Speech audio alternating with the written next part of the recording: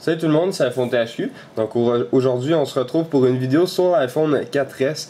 Donc je vais vous montrer quelques petites astuces pour économiser de la batterie parce que vous avez sûrement remarqué sur l'iPhone 4S, ceux qui l'ont, la batterie elle descend très vite. Donc une journée, puis il faut vraiment la recharger, puis même peut-être pas une journée si vous l'utilisez grandement. Alors je vous montre quelques petites astuces, dans le fond j'en ai 10. 10 astuces qui permettent de sauver de la batterie. Donc j'en ai 10, mais j'en ai une 11e qui va peut-être vous décevoir, mais qui était appliquée pour les personnes qui ne l'utilisent pas pour le moment. Donc, tout simplement, la première, c'est les services de localisation. Donc, si je vais ici, tout simplement, dans les services de localisation, moi, il est à on, mais je vous conseille de le laisser à on, mais seulement pour les applications qui sont essentielles pour vous. Donc, vous le mettez à off si ça ne vous préoccupe pas, puis vous mettez ceux-là à on pour ceux que vous utilisez. Donc moi j'ai vraiment configuré comme je le souhaitais. Puis Reminders ici, je vous conseille de le mettre à off, sauf pour ceux qui vraiment veulent utiliser la fonction de vous rappeler lorsque vous arrivez ou vous partez d'un endroit. Par contre, Reminders, il va tout le temps regarder. Si vous mettez une tâche comme ça que vous ne voulez pas oublier, vous allez voir qu'il y a un petit signe en haut. Oups, pardon. Vous allez voir qu'il y a un petit signe en haut à côté du pourcentage de batterie qui est tout le temps. Ça veut dire qu'il recherche tout le temps votre localisation pour être sûr de ne pas oublier de vous le rappeler. Donc ça, c'est peut-être un peu désavantageux, puis ça descend la batterie très vite. Donc je l'ai testé, puis c'est vraiment le cas. Alors ça, c'est pour le service de localisation, donc je vous conseille de configurer comme vous voulez. Puis si vous l'utilisez vraiment pas, donc assurez-vous de le mettre à off pour économiser de la batterie.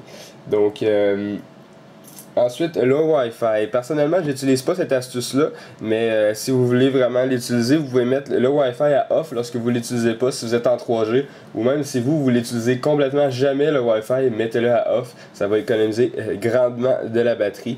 Donc ça, c'est la deuxième pour le Wi-Fi. Ensuite, troisième, vous en doutez peut-être, le Bluetooth. Donc je vous conseille de mettre le Bluetooth à off pour ceux qui ne l'utilisent pas, puis sinon juste le mettre à on lorsque, je sais pas, vous rentrez dans votre voiture puis vous voulez qu'il se connecte à votre radio, juste le mettre à on dans ce temps-là.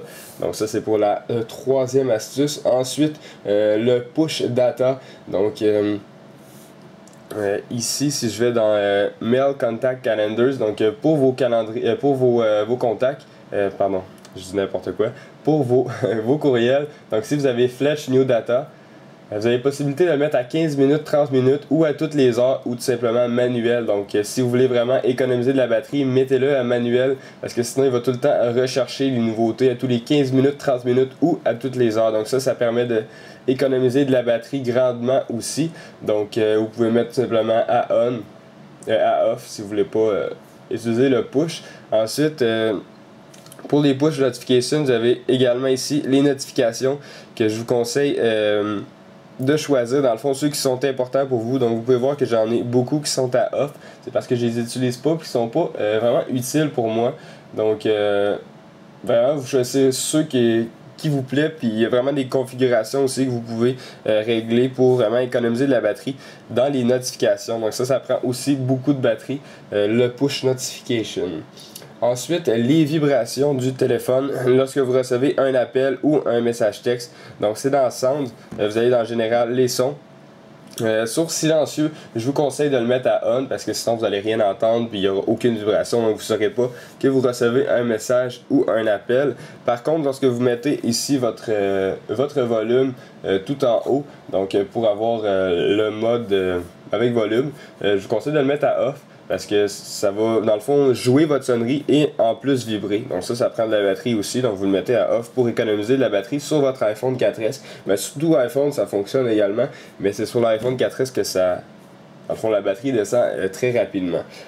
Donc ensuite, vous avez la possibilité également pour la luminosité. Ça, si vous le savez sûrement, ça c'est sur tous les appareils. Donc la luminosité, tout simplement le descendre à un niveau que je dirais, moi je le mets tout le temps là, je vois très bien. Quand je suis au soleil, je peux l'augmenter, mais sinon ça va très bien. Ou sinon mettre votre auto brightness à on, donc ça va vous mettre dans le fond la luminosité automatiquement.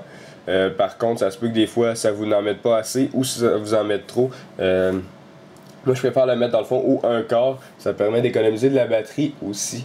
Donc ensuite, pour la prochaine astuce, allez dans Général et ensuite descendez à Verrouillage automatique.